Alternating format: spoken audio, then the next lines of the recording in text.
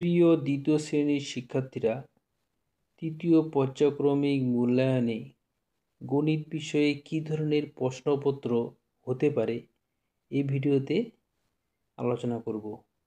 গণিত বিষয়ে তোমাদের 50 নম্বরের মধ্যে পরীক্ষা হবে। সময় থাকবে 1 ঘন্টা 30 মিনিট। এখানে তোমরা নাম এবং রোল নাম্বার লিখবে।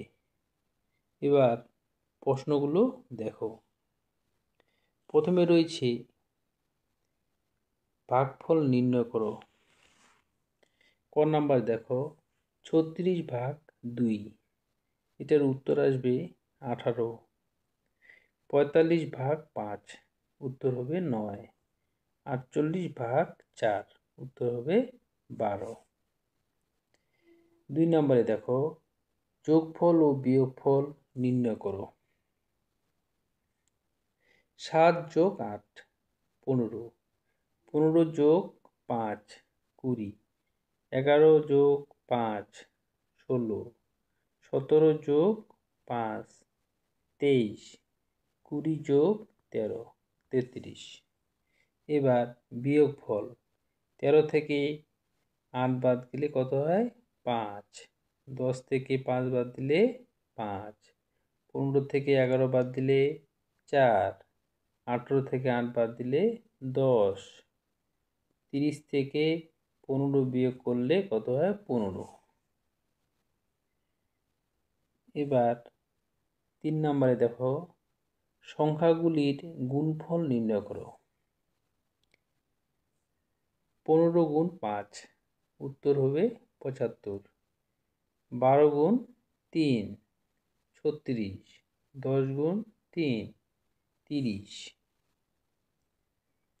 4 নম্বরে দেখো নিচের অঙ্কগুলির সমাধান করো। আমরা 2 বন্ধু মেলায় গেলাম। আমি 10 টাকা দিয়ে বেলের পানা খেলাম। আমার বন্ধু 12 টাকা দিয়ে লস্যি খেলো। আমাদের মোট কত টাকা খরচ হলো? তাহলে এটা যোগ হবে 10 যোগ 12, উত্তর কত হলো? 22। খ নাম্বার দেখো 1 কাপ চায়ের দাম 4 টাকা 50 পয়সা। একটা বিস্কুটের দাম 1 টাকা 50 পয়সা। 1 কাপ চা ও একটা বিস্কুটের দাম কত? তাহলে এটাও যোগ হবে 4 টাকা 50 যোগ 1 টাকা 50 সমান 6 টাকা। এবার গ নাম্বারটা দেখো একটা ধোসার দাম 20 টাকা 50 পয়সা। একটা ইডলির দাম 3 টাকা 50 পয়সা। একটা ইডলির দাম একটা ধোসার দামের থেকে কত বেশি?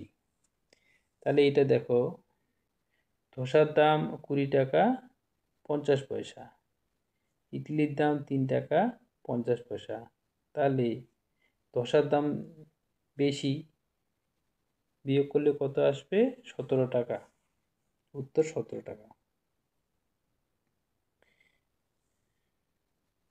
খ নাম্বারটা দেখো একটি আপেলের দাম 10 টাকা ও একটি পেয়ারার দাম 3 টাকা। একটি আপেলের দাম ও একটি পেয়ারার দামের মধ্যে পার্থক্য কত?